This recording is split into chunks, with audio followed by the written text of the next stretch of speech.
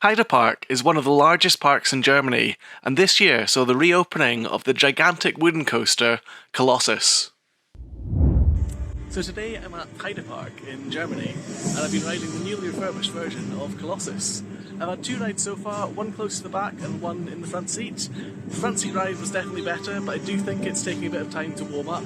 It feels like it's probably going to be going a lot faster later on in the day. The front seat was giving some good ejector airtime over the first couple of hills. The rest was more sort of floater air, and again, sort of in the back seat it was more floater air than anything else.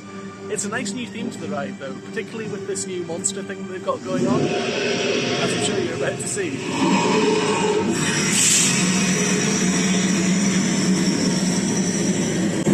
The ride has an interesting history, in that after opening in 2001 and operating solidly for 15 years, it was forced to close in mid-2016 and remained shut for nearly 3 years.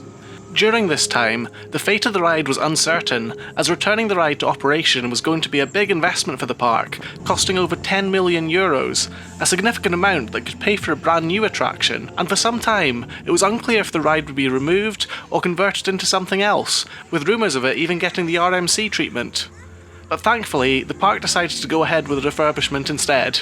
The ride had to be completely retracked in order to meet safety requirements, and it finally reopened this year, with new theming. The previous theme was sort of apocalyptic, with a collapsed copy of the Statue of Liberty being the main piece of decoration. The new theme, however, gives the ride a completely new look and story. This all centres around a giant monster that's been awakened and is threatening to destroy Colossus, and it can only be stopped by the screams of riders. The new theme is clearly inspired by the Wicker Man at Alton Towers, which is a park operated by the same company, but this is a much bigger ride. When it was built, the coaster was awarded records for being the tallest, fastest and steepest wooden coaster in the world, and Colossus is a great name for it, as this thing is huge. The first two hills are definitely a highlight, as when the ride is fully warmed up, they have amazing sustained ejector air. The end of the ride, where you dive into the monster's mouth, also gives it something unique compared to other coasters.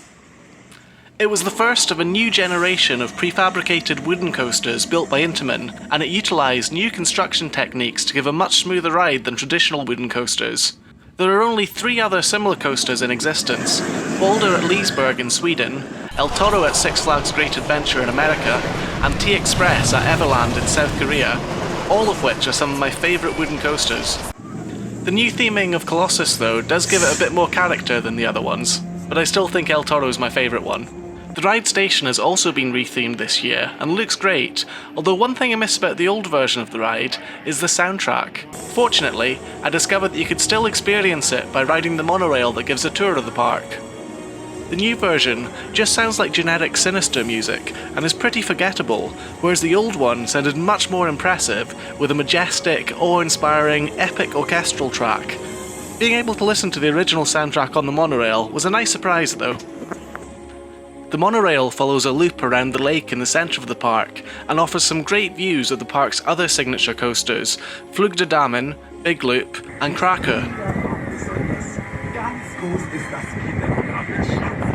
Kraker is another of the signature rides they have here at Heide Park. It's a B&M dive coaster, but with some pretty awesome theming. Kraker opened in 2011 as the first dive coaster in Germany, and whilst it's a pretty short ride, consisting only of the drop, an Immelmann, and a single airtime hill, the theming really adds to the ride experience, and it's great fun.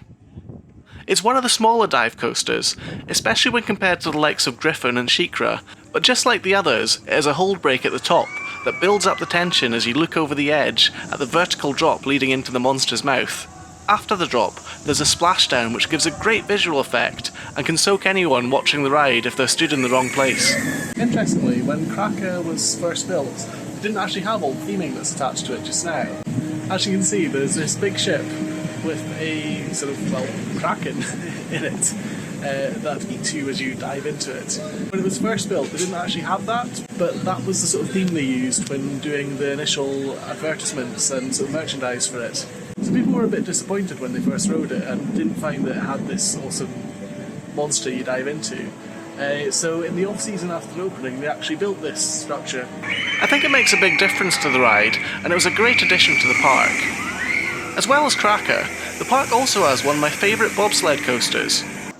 Boban is actually the tallest and longest bobsled coaster in the world, and for some reason, it's themed around a Transylvanian castle. Not exactly the first thing you think of when you imagine a bobsleigh. The station is quite well themed though, and the ride itself is great fun. In the same area is Scream, a huge gyro drop tower that's still claiming to be the tallest and fastest in the world, despite recently losing this record to Highlander at rival Heide Park. Also in this area is Flug der Dämonen, a B&M wing coaster that opened in 2014. I'd say the theming fits much better into the Transylvanian aesthetic, and it does interact with the castle and bobsleigh quite nicely. Like many wing coasters, the ride isn't overly aggressive but flows gracefully through the track, and it contains a unique element called a demonic knot. This looks a bit like a pretzel, but contains two inversions, one on the entrance and one on the exit. Apart from that, the ride has a big airtime hill after the first drop, and several other inversions. It's a fun ride, and probably my second favourite at the park behind Colossos. Speaking of Colossos, I made sure to go back for several more rides. So just had another ride, now it's a bit later on in the day, and it's definitely warmed up. There's much more airtime over the first couple of hills especially, so you're getting some proper ejector air there. Not quite as extreme as El Toro. We'll see how it continues to warm up during the day. After a refreshing beer break, it was time to explore a bit more of the park. Whilst Colossos, Flug der Damen and Kraken are the main attractions at the park, they aren't the only coasters here. There's also a rather mediocre SLC that I'd ridden before and ended up skipping this time. There's a kiddie coaster, themed around the Wild West, and a powered coaster that features an indoor section with a unicorn. In addition, there's Desert Race, which is a near identical clone of Rita at Alton Towers. The launch has a good kick to it, and it feels pretty fast with a twisted layout giving some decent airtime. Finally, there's the oldest coaster at the park, Big Loop, a classic style Vekoma coaster with 4 inversions, 2 loops and 2 corkscrews. Whilst it may seem a bit dated, with parts of the track seemingly designed with a ruler more than anything else, it's still worth riding, and the visual of it corkscrewing over the water looks fantastic. So it's been a fun day at Heide Park today. Colossus has definitely been the highlight. I'd say it's a really good coaster. The airtime's not quite as intense as the other Intamin prefabs like T-Express or El Toro or Boulder, but it's still really good fun. Towards the front I think the airtime is a bit stronger on the first 2 hills.